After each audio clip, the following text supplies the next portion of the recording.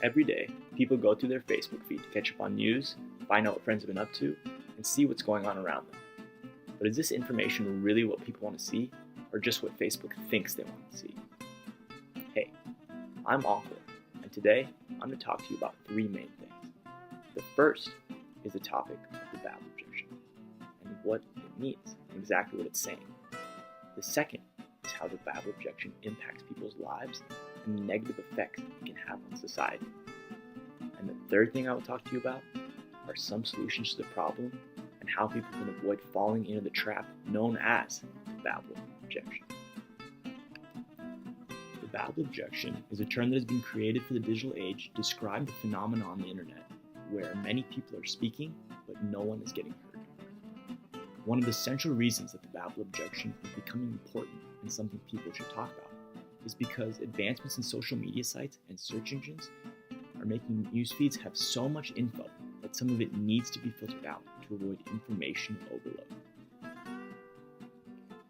If anyone hasn't had an experience with Facebook, it's basically just a social media site where you can post pictures and statuses on your profile so that they are available to your friends and family on their news feeds. Currently, Facebook is running an algorithm that uses posts and links you like to try to guess what you will like in the future.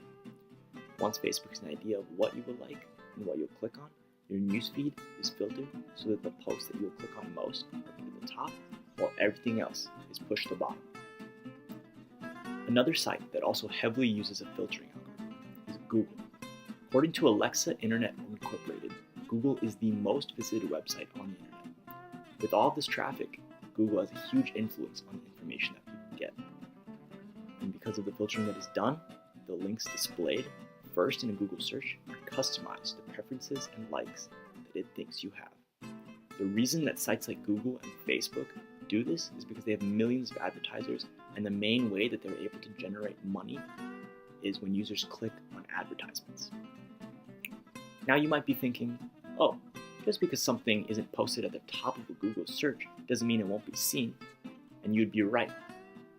But links listed near the top statistically get a majority of views from users. Most searches in Google come up with hundreds of thousands, even millions of links, but a study by Optify found that the top 3 links in Google search get a 60% of traffic from users. This shows that the filtering that is being done to avoid any uncomfortable articles or posts is affecting everyone.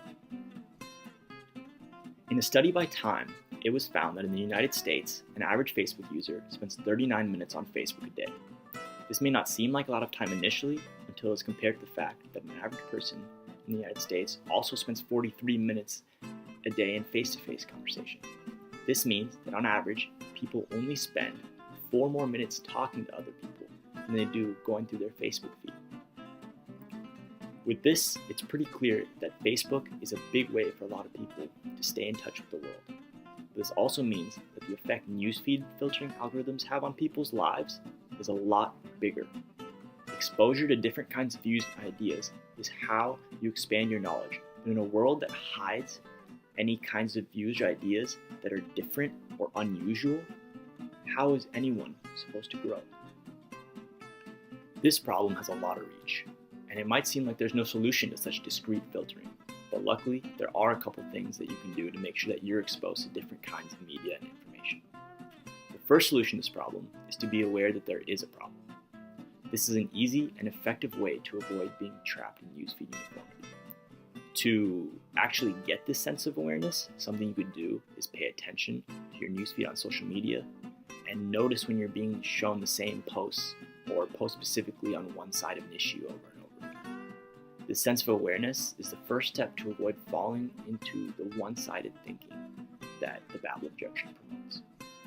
The second solution to this problem is for you to like things that are interesting that you might disagree with.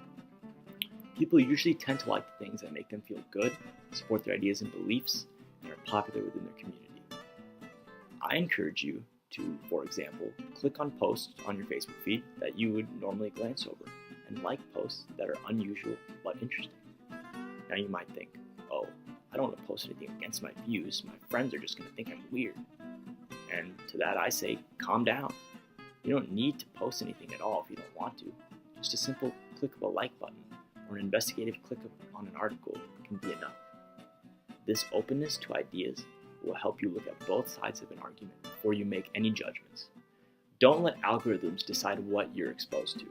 Take this in your own hands and escape the trap of the Babel Objection. Thanks for watching this week's video, and if there ever is one, I'll see you next time.